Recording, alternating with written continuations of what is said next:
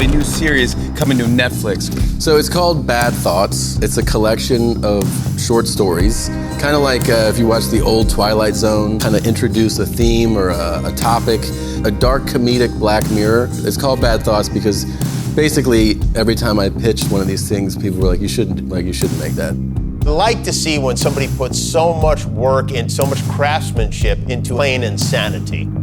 How did Netflix let you make this show? Well, they wouldn't have let me make it if I just pitched it to them. These awful thoughts have been marinating as long as I've known you. You just said that to me. And it's so cool to see them now out there in the world. Like, there's so many jokes and so many ideas that are in there from 20 years. The nuggets have been there so yeah. long. Yeah, it's true. It's cool that you got to do them.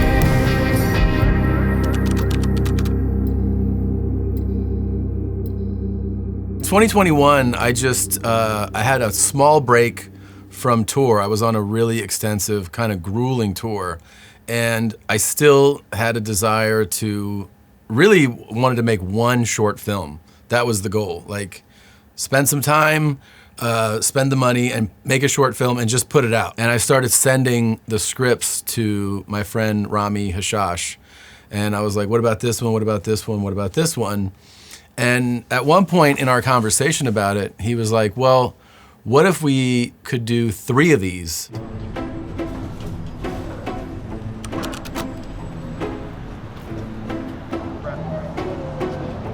Action.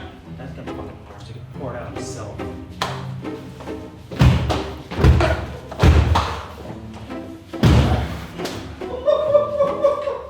Tom sent me these scripts. My first reaction was, you really want to make this? I've been, working with Tom for a while now, and this might be the craziest thing he's ever thought up. We've shot a bunch of things together. I directed Ball Hog and Dance Video, AKA Tom Segura, Dance God. He sent me these scripts, and we developed them over the course of a year, actually. We had previous shoot dates set, but things kept getting pushed. The funny thing about Just a Splash, the coffee shop story, is that the big feedback we got from everyone was that story was the one that people were responding to the most. I was getting so mad in coffee places when I would say a splash of milk, and I would watch them go like 1, 2, 3. I'm like, do you not know what a fucking splash is? Like, a splash is splash, like tip, boop. And I would ask people, and I was like, hey, do you want me to just do it?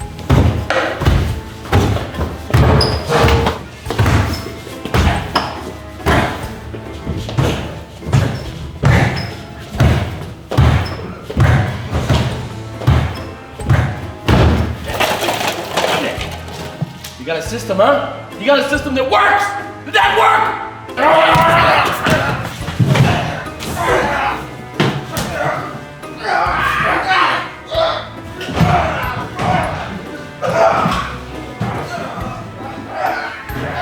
That was great. Yeah. Did Netflix say anything during production, during the writing? Yeah, they said, don't say the N-word. For real. The crew had no idea what they were getting into until they started reading scripts. Then I would go to wardrobe fittings, or I would walk in on production design meetings, and then they would be like, hey, so we're getting these giant dicks ready for you. It's so fun to work on something where you're laughing all day. Oh! You fuck like somebody with brain damage. Give me a sample. Knock my teeth out with your dick, don't care.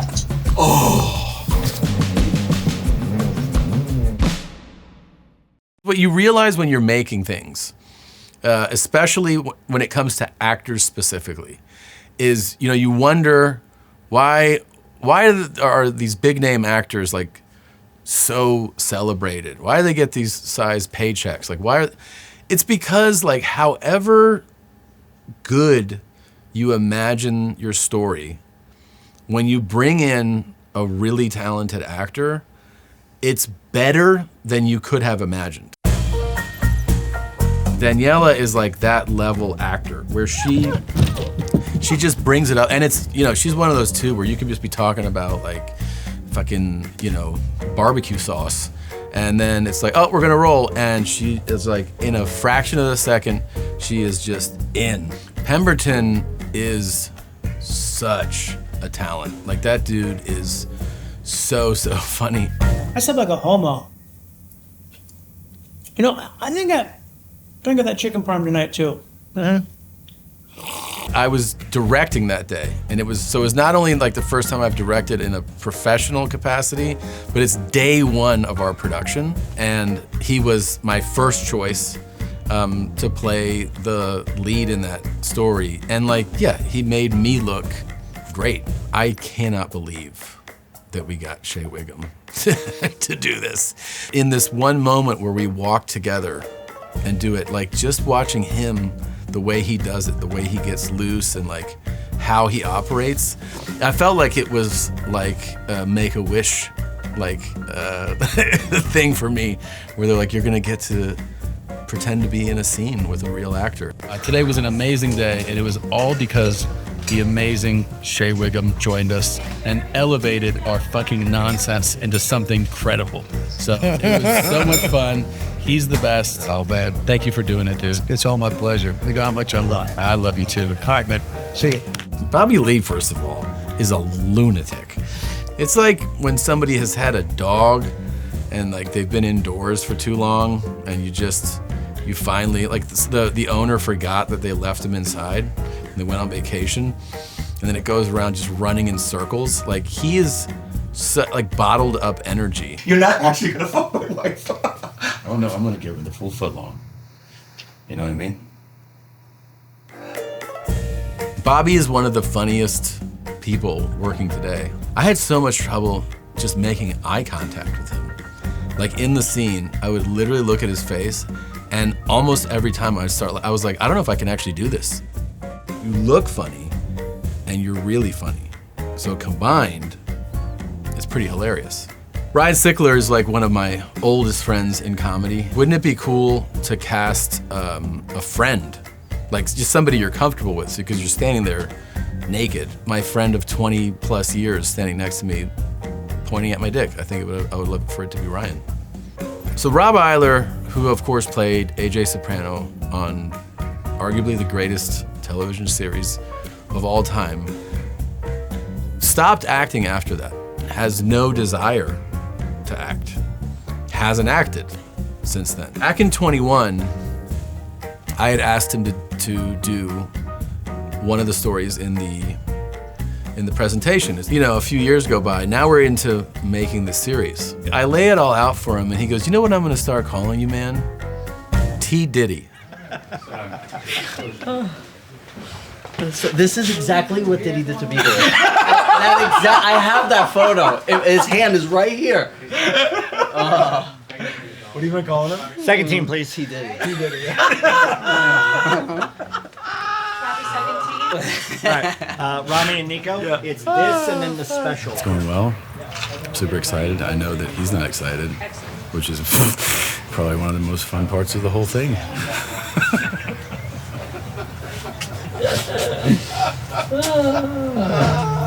The only offer he has accepted since The Sopranos is playing the role in Bad Thoughts of Evan in the Portal trilogy, which involves shitting between another man's legs on a toilet. Those are the two last projects of Rob Eiler: The Sopranos and Bad Thoughts. Smile, everybody! Frank was really famous in my town. There was a rumor that Dad got busted banging the family dog. What the fuck, Dad? At no point during like the first 6 drafts of this was I naked. I was just like running around. I think I had shit my pants. And at one point I'm like reading it, and it's like he takes his pants off, and I was like, oh, I take my pants off? He's like, yeah, I think it'd be really funny. And I was like, oh, okay. A couple drafts later, we're getting closer to shooting. I go, when do I put my pants back on? It doesn't have me putting my pants back on anymore. And Jeremy was like, no. It's not staying on. I think I don't understand. Maybe like pull and then you tie knots on the sides, you know? You can wear this like cock sock, and I put it on, and then I cinch the ties, and then it just like hangs off on one side. So you pull one with your left hand and one with your right hand at the same time, or the two that are on the same side at the same time? I keep going back and forth, and I'm like, yeah, I can't get this thing to stay on me. Pull this, then you pull these together, and then you tie your little hacky sack in it.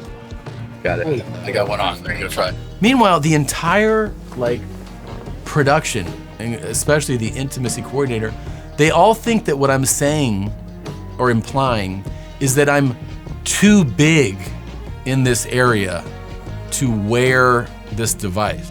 Well, every time I go to cinch it, it's like not really staying on. And they're like, I guess you're just too big to wear it? I'm like, oh my God, it's not that I'm too big. You're gonna cinch it up top. You're gonna pull that side, right? That's gonna be on the left side. Yeah. And then you're gonna like tie that little knot, and then you're gonna do the same thing to the right side. And who do you call in? Like, excuse me, could you come here and help me cinch this around my balls? Can someone? And I was getting super frustrated because I just wanted to not have to think about it. Oh, it's off again. And so eventually I'm like, yeah, get me the adhesive one. Hey, we're in business. We got it. Let's go. Yeah. Come on, baby. Oh man, this will stay on much better. Gross. Gross. I'm gonna wash my fucking hands.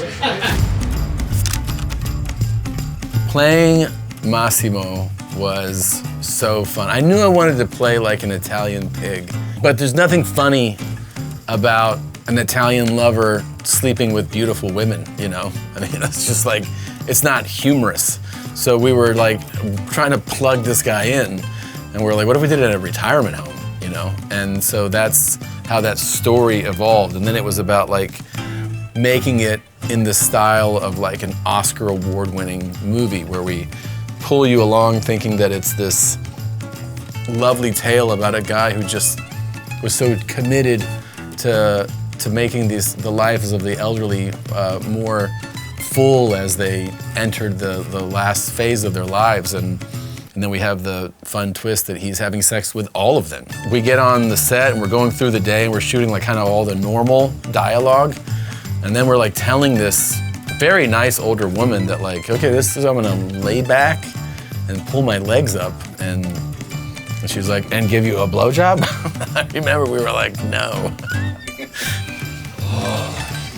See, Horatio. Ah, my nasty girl. Lick up the bottom of the bowl.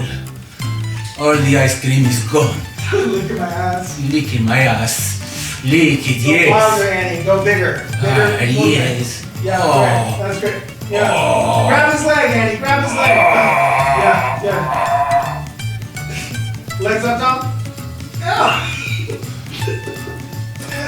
God. And she was like, no, I don't want to stand it. She was like, I'm here for this. And it was unbelievable. She was unbelievable. Great. Good job, Annie. High five.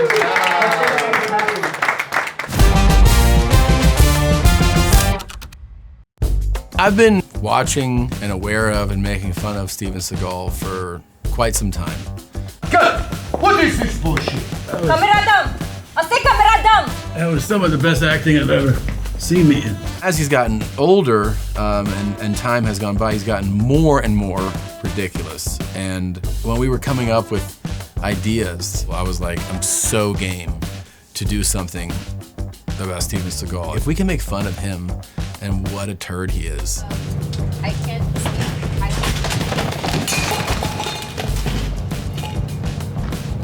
In my 30 years on Special Forces, I've never seen anyone as brave as you. Shut up and kiss me.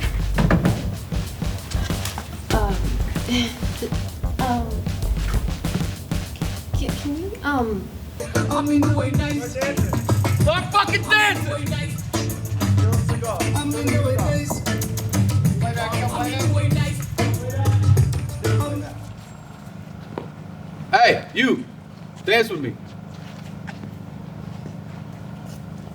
That was like the most direct one-on-one target is this person, let's make fun of them. And it was so fun because I know he's gotten super, super fat. And so we were talking about what level of fat suit to wear, and we just kept getting fatter. It feels like it's 100% accurate. So like, I think this suit would make me like a 400 pounder, and he's still, he's gotten to be a much lazier fighter, and he also is in love with Putin. And so like, we just incorporate all these things that are just ridiculous about this delusional guy. And yeah, I mean, it was the most fun was making fun of him.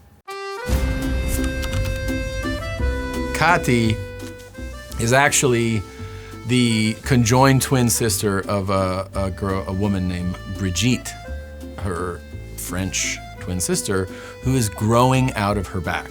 Kati lures Joseph, who I play, into her apartment. Joseph's down on his luck, heartbroken. And then Kati proposes to Joseph that she would like to have sex with him, which is very exciting to Joseph. But Kati says, there's one thing, a caveat to this. I need you to have sex with my sister first. Kati turns and reveals that her conjoined twin Brigitte is her head's growing out of her back. And this is a horrifying reality for Joseph, but it doesn't deter him. With this. Very nice. Now fuck me. I love feeling you grow in my mouth. Now make a deposit in my ass. Go ahead and drain your nuts in my asshole. In here? Huh? I also have never, ever been anywhere on a set where I have seen more people laugh this hard than on the day we shot the Brigitte stuff. Oh, eat fresh, you fucking pig. Oh.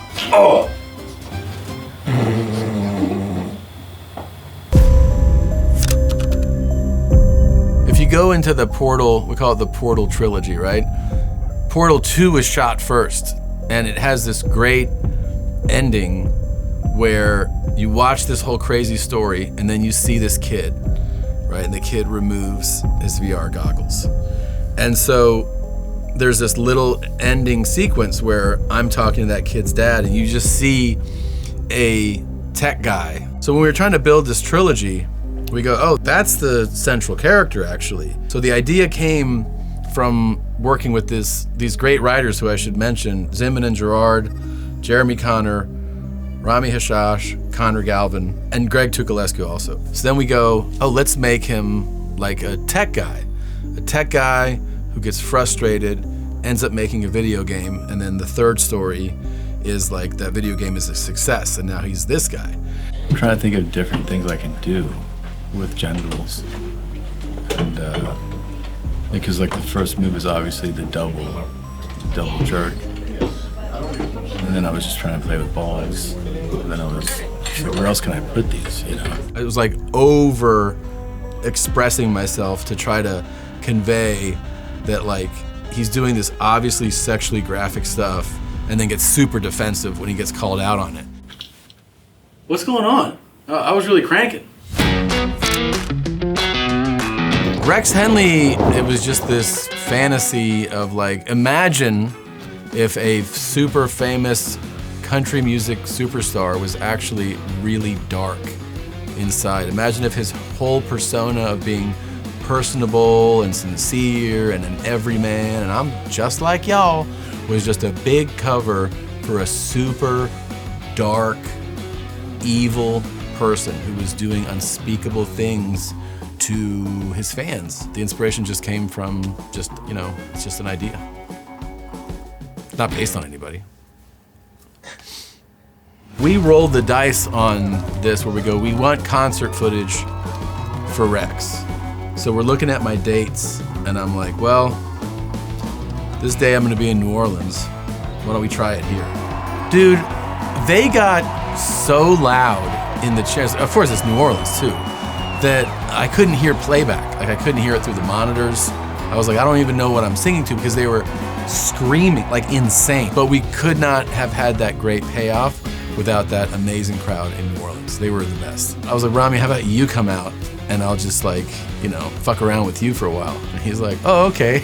So he came out and I just talked shit about him. Look like the parking lot attendant. What are you doing? You selling hot dogs outside? Si, senor. Where are you? Are you Mexican? You what? Lebanese. What the fuck is Lebanese? Oh, Middle East. Yeah, that's real popular around here. I think we're done. Lebanon. Are you from Beirut? I am, yeah. Very popular in these parts. Sounds like your mom's calling you for dinner, doesn't it? We gotta go. Get some rocks, throw them at people. What would you say is an elevator pitch to someone that hasn't seen Bad Thoughts yet? I feel like the way to describe Bad Thoughts to somebody is that it's a collection of short stories that have unexpected twists that are really fucked up and sometimes very funny. And if you like the old Twilight Zone, if you like Black Mirror, but it had like a funnier kind of angle to it, I think it fits into that type of thing. It's fucked up short stories, man. I don't know how else to say it. I hope you like it.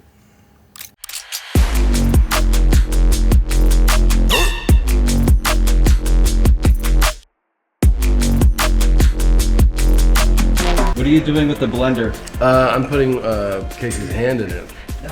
Thank you.